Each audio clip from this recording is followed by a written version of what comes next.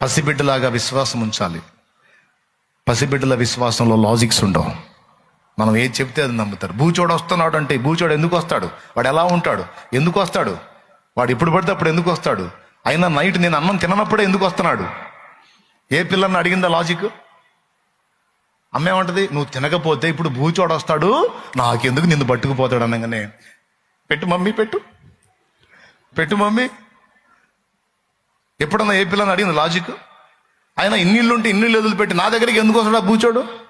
ఆయన వాడు ఎట్టుంటాడు, ఆయన వాడికి ఇంకేం పని లేదా, ఆయన నేను అన్నం తిననప్పుడే ఎందుకు వస్తున్నాడు వాడు? ఇట్లాంటి అడ్డ ప్రశ్నలు ఎప్పుడు అడగదు. బూచోడు వస్తాడంటే నమ్మేసింది. దేవుని రాజ్యం కూడా నేను వస్తాను, నేను ఇస్తాను అని యేసయ్య చెప్పినప్పుడు అది ఏదైనా సరే పసిబిడ్డలాగా నమ్మాలి. అప్పుడు జరిగిద్ది అది.